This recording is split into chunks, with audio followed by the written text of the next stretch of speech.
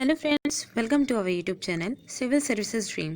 तो फ्रेंड्स, आज की इस वीडियो में हम लोग यूपीपीसीएस 2021 की टेस्ट सीरीज़ का टेस्ट 23 सॉल्व करेंगे, जिसमें हम लोग साइंस के कुछ इंपॉर्टेंट क्वेश्चंस हैं उन्हें देखेंगे। तो देखिए, काफ़ी अच्छे ये इसमें क्वेश्चंस दिए गए हैं। तो आइए देखते हैं किस तरह से क्वेश्चन है।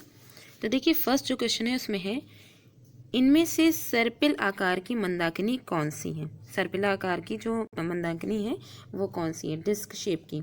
तो देखिए, ऑप्शंस में है देवयानी, दुग्ध मेखला, देवयानी जिसको एंड्रोमेडा बोलते हैं, ठीक है, दुग्ध मेखला, मिल्की वे, ए व बी दोनों, या इनमें से कोई नहीं।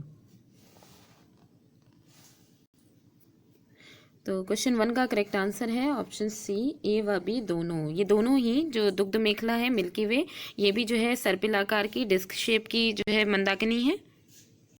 तो ठीक है, तो ये ए और बी, देवयानी और दुग्ध मेखला यानी एंड्रोमेडा, और जो मिल्की वे गैलेक्सी है, ठीक है, ये दोनों ही सर्पिल आकार की डिस्क शेप की होती है गैलेक्सी। देखिए, गैलेक्सियाँ जो होती हैं उनके आकार के आधार पर 3 भागों में उनको बांटा गया है। एक सर्पिल आकार की डिस्क शेप होती हैं, और एक दीर्घ वृत्तीय आकार की होती हैं, और एक अनियमित होती हैं। ठीक है, तो इस तरह से 3 तरह की जो है गैलेक्सियाँ होती हैं। तो ये जो मिल्की वे देवयानी जो है, ये मिल्की वे की पड़ोसी में, जो पड़ोस की सबसे करीब की जो है ये गैलेक्सी है। अगला क्वेश्चन देखिए, इसमें है क्वेश्चन नंबर 2 में। क्वेश्चन 2 में दिया गया है, इनमें से कौन सा कथन सही नहीं है। तो देखिए, इसमें दिया गया है, नाभिकीय रिएक्टर में ईंधन के रूप में यूरेनियम 235 और प्लूटोनियम 239 का प्रयोग किया जाता है। दूसरा है, सबसे पहला नाभिकीय रिएक्टर प्रोफेसर फर्मी के निर्देशानुसार बनाया गया। थर्ड में है, जीवाश्म मृत पेड़ पौधे आदि की आयु का जो अंकन है वो C14 के द्वारा किया जाता है। और लास्ट में है, रेडियो सक्रियता की जो माप है वो GM काउंटर से की जाती है। तो इसमें से हमें ये बताना है कौन सा कथन सही नहीं है। तो क्वेश्चन 2 का जो करेक्ट आंसर है वो है ऑप्शन ए, क्योंकि जो ऑप्शन ए है ये सही नहीं है। क्यों? क्योंकि देखिए, जो नाभिकीय रिएक्टर होते हैं उनमें ईंधन के रूप में यूरेनियम 235 तो यूज़ होता है, ठीक है, लेकिन प्लूटोनियम 239 नहीं बल्कि 238 यूज़ होता है। ठीक है, तो इस वजह से ये वाला कथन गलत है। और यहाँ पे बाकी जो दिया गया है कि सबसे पहला नाभिकीय रिएक्टर प्रोफेसर फर्मी के निर्देशानुसार बनाया गया था। जीवाश्म मृत पेड़ पौधों की आयु का अंकन C14 से, ये कार्बन का अपस्थानिक है। ठीक है, तो इससे जो है पता किया जाता है। और रेडियो सक्रियता की जो माप है वो GM काउंटर के द्वारा काउंटर से की जाती है। अगला क्वेश्चन देखिए, क्वेश्चन नंबर 3। क्वेश्चन 3 में है, अति चालकता सुपर कंडक्टिविटी की खोज किसने की थी।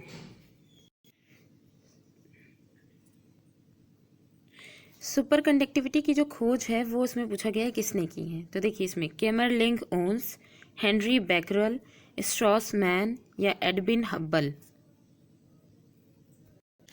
तो सुपर कंडक्टिविटी की जो खोज है वो किसने की है। देखिए, इसमें ऑप्शंस हैं, कैमरलिंग ओन्स, हेनरी बैकरल और स्ट्रॉसमैन और एडविन हब्बल। तो इसमें जो करेक्ट आंसर है वो है ऑप्शन ए, कैमरलिंग ओन्स।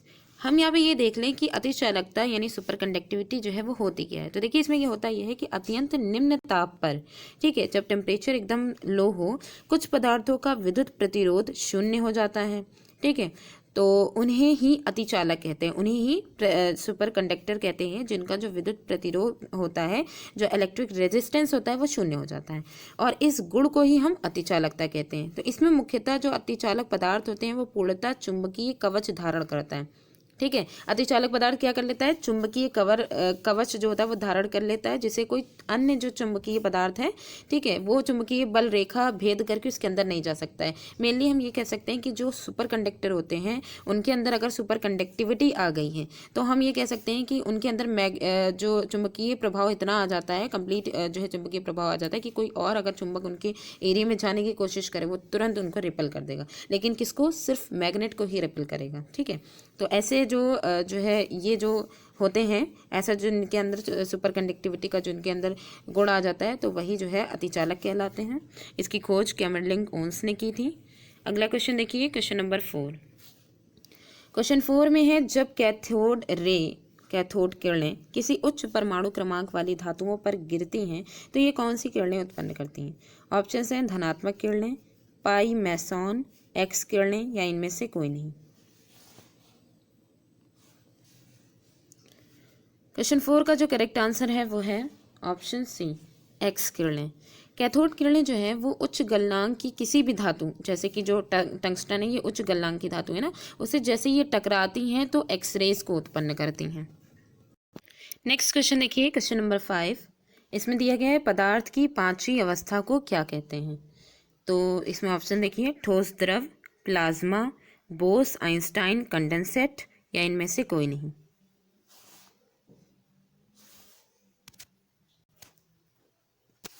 तो क्वेश्चन 5 का करेक्ट आंसर है option C, Bose Einstein condensate. अच्छा, ये जो पदार्थ की पांचवी अवस्था है वो बोस आइंस्टाइन कंडेंसेट कैसे पढ़ा। देखिए पहले तो हम ये जान लें पदार्थ की जो पांच अवस्थाएं में पहली तीन तो हमें पता है, ठोस द्रव गैस, ठीक है। चौथी जो अवस्था है उसे प्लाज्मा कहते हैं। पांचवी अवस्था जो बोस आइंस्टाइन कंडेंसेट है ये कैसे पढ़ी, तो इसमें देखिए जो पदार्थ की पांचवी अवस्था के बारे में बोस आइंस्टाइन जो थे साइंटिस्ट उन्होंने बताया था, इसलिए इसे बोस आइंस्टाइन कंडेंसेट कहा गया, ठीक है। इसलिए इसकी नेमिंग यही कर दी गई। ये इसमें हुआ क्या कि यह रिसर्च स्पेस स्टेशन में किया गया था। इसका जो रिसर्च किया था वो स्पेस स्टेशन में किया गया था। तो पदार्थ की यह अवस्था किसी तत्व के परमाणुओं को परम शून्य ताप पर ठंडा किया जाता है, ठीक है। परम शून्य ताप पर इसमें जो है इसे ठंडा किया जाता है और इसके चलते उस ताप मतलब कि उस तत्व के जो सारे परमाणु हैं वो मिल करके एक हो जाते हैं, यानी कि सुपर एटम बन जाता है। तभी तो इसमें कंडेंसेट इसलिए बोला ना, कंडेंस कर दिया जाता है, सुपर एटम जो है बन जाता है। इसी अवस्था को हम पदार्थ की पांचवी अवस्था कहते हैं, ठीक है। ये बोस आइंस्टाइन कंडेंसेट क्यों पढ़ा है, क्योंकि इन्होंने इसकी खोज की थी, ठीक है। नेक्स्ट क्वेश्चन देखिए, क्वेश्चन नंबर 6। क्वेश्चन 6 में दिया गया है इलेक्ट्रॉन तब तक युग्मित नहीं होते जब तक उनका रिक्त कक्षक प्राप्य है, यानी उनका जो खाली कक्षक है, खाली जो उनके ऑर्बिट है वो भी खाली है, ठीक है, तब तक के इलेक्ट्रॉन जो है वो युग्मित नहीं होते। ये किस नियम के अंतर्गत आता है। ऑप्शन देखिए, हाइजेनबर्ग का अनिश्चितता का सिद्धांत, पाउली का अपवर्जन नियम, हुंड का अधिकतम बहुलता का नियम, और ऑफबाउ नियम। तो क्वेश्चन 6 का जो करेक्ट आंसर है वो है ऑप्शन सी, हुंड का अधिकतम बहुलता का नियम।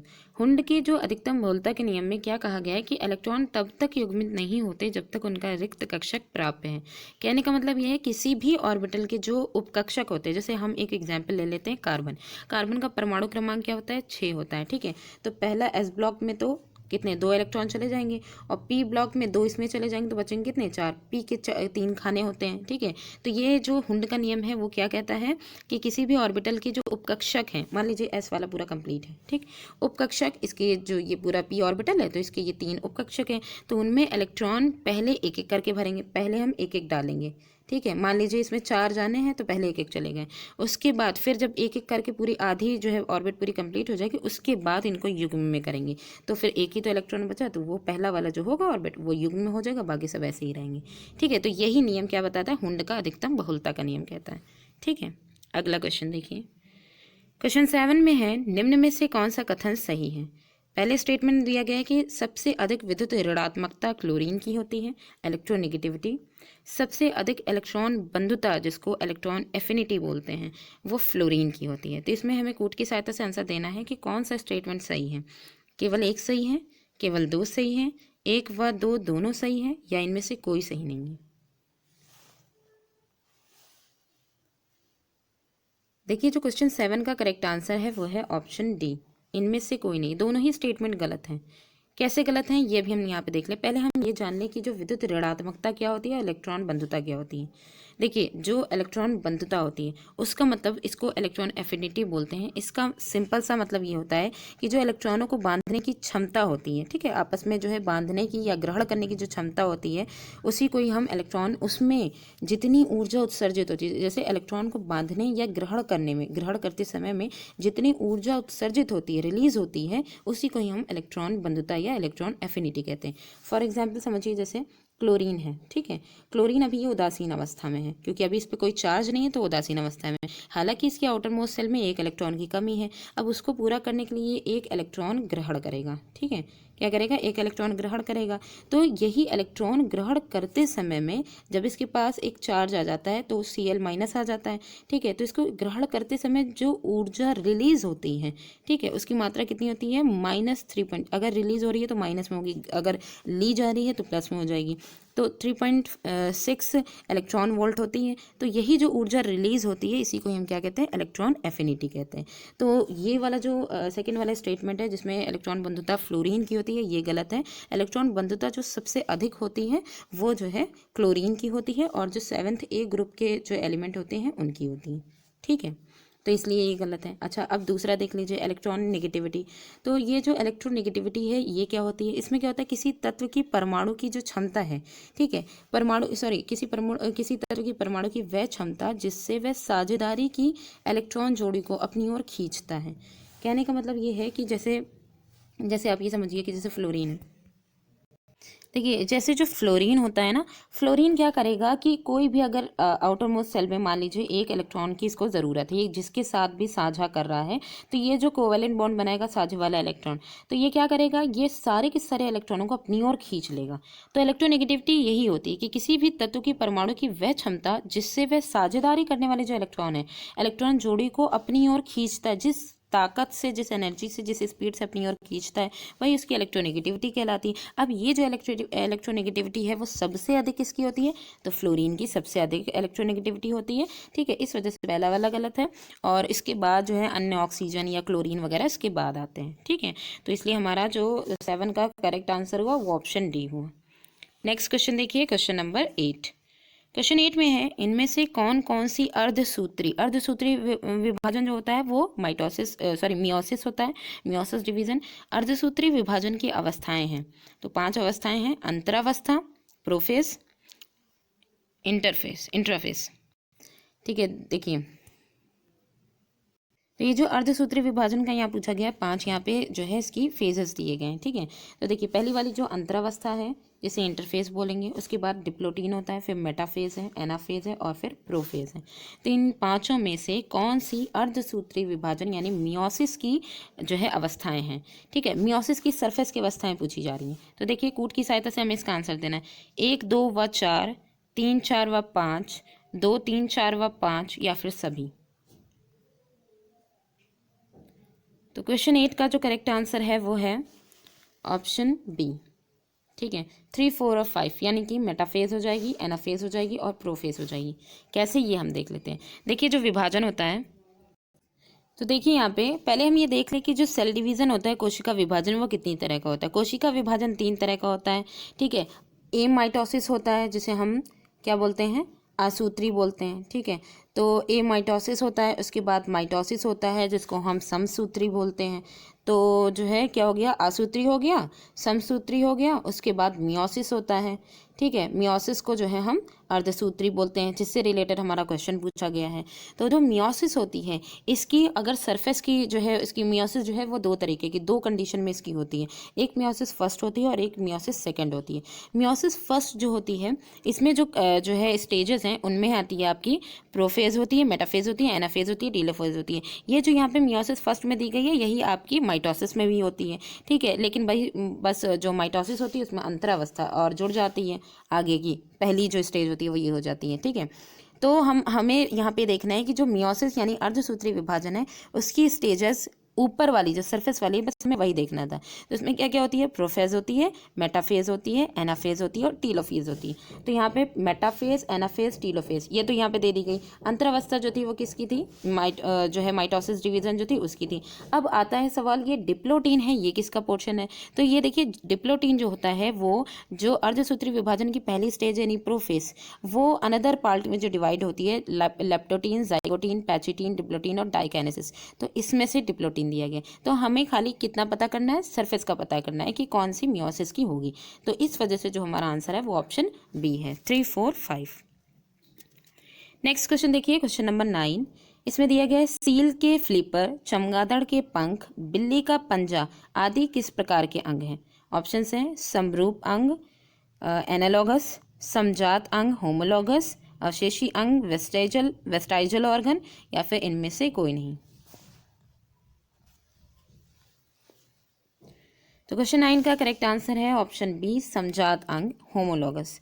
देखिए समजात अंग होते क्या हैं? ऐसे अंग जो विभिन्न कार्यों के लिए आयोजित हो जाने के कारण, मतलब अलग अलग कार्यों के लिए यूज हो जाने के कारण काफ़ी असमान दिखाई देते हैं। समजातीय अंग में क्या होता है, दिखने में अलग अलग लगते हैं। जैसे यहाँ पे सील के फ्लिपर अलग होते हैं, चमगादड़ के पंख उनके उड़ने में जो है मदद करते हैं, ठीक है। बिल्ली का पंजा वो जो है एज अ पैर की तरह उनका काम होगा, ठीक है। तो इस तरह से तो क्या होगा, ऐसे अंग जो विभिन्न कार्यों के लिए उपयोजित हो जाते हैं, यानी कि काफ़ी असमान दिखाई देते हैं, दिखने में असमान होते हैं, परंतु उनकी जो मूल रचना है, वो उनका जो भ्रूणीय परिवर्धन हुआ होगा, भ्रूणीय विकास जो होगा वो समान होता है, ठीक है। तो इन जानवरों के जैसे ये सारे जो अंग यहाँ बताए ना, ये सील के फ्लिपर है, चमगादड़ के पंख है, बिल्ली का पंजा है, तो इन जानवरों की ये सारे जो बात कही गई वो उनकी हाथों से रिलेटेड है, ठीक है।